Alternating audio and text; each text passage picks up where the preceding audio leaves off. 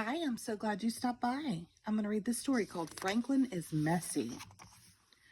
Franklin could count forwards and backwards. He could zip zippers and button buttons. He could tie his shoes and count by twos.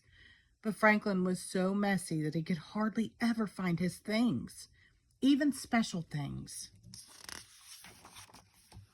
One day, Franklin searched for his sword.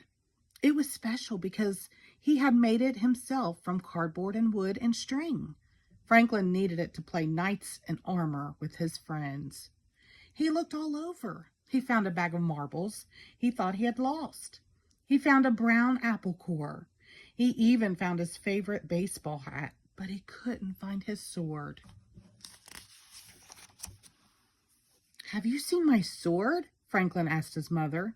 Franklin's mother looked around his room. She shook her head. "All I see is a big mess. Please tidy this room before you go out to play." Franklin muttered to himself, "Why all the fuss about a little mess?" He had more important things to worry about.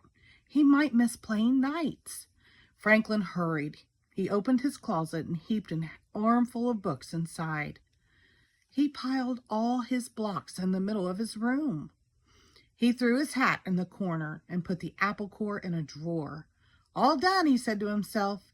Still, he hadn't found his sword. By the time Franklin reached Bear's house, his friends were already playing knights.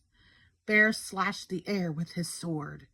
Beaver lunged at evil dragons. "Hurry, Franklin," shouted Bear. "We need you."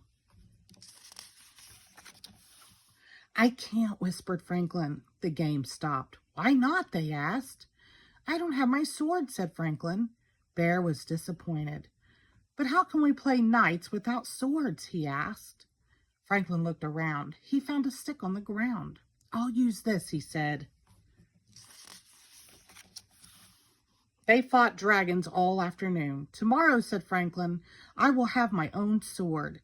Then we can save Lady Beaver from a fire-breathing dragon." "We are courageous, Sir Franklin and Sir Bear." Beaver slapped her tail down hard. "I don't want to be saved. I want to be a brave knight too." "All right," said Franklin. "You can be Sir Lady Beaver, and together we will save the king." "You'll need your special sword," said Bear. "Of course," said Franklin.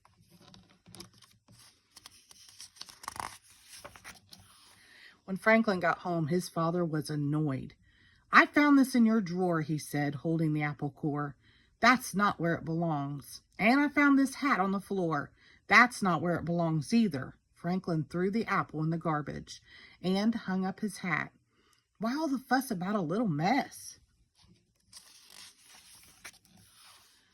Goose came by looking for a puzzle she had loaned to Franklin. "Can I please have my puzzle back?" she said. Franklin looked. His room was such a mess that he couldn't see the puzzle among the books and crayons and blocks. "Maybe it's in my closet," said Franklin. Franklin opened the closet door. It was messy in there too. He stepped inside. Crunch! It was a very loud noise.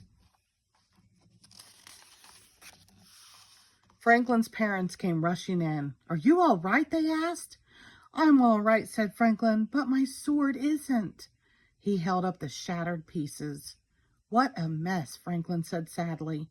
"Maybe you need more places to put your things," said Franklin's mother. They found boxes in the basement. They painted them and named them Toy Box, Puzzle Box, Costume Box, Block Box. They put books on the bookshelf. Then they put a special hook on the back of the door for a new sword.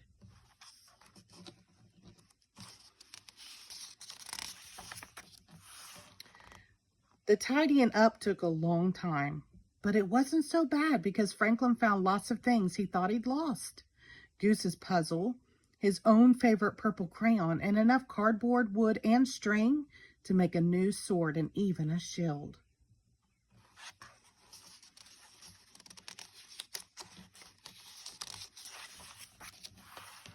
The next morning, Franklin dressed in full armor. He was especially proud of his new shield. It said, Sir Franklin, loyal and brave. Sir Franklin, said his mother, I think you forgot something. Franklin's mother whispered in his ear. Franklin smiled. They took a crayon and added 2 more words to his shield.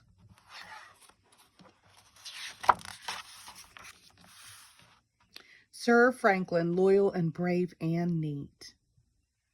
The end. Thank you.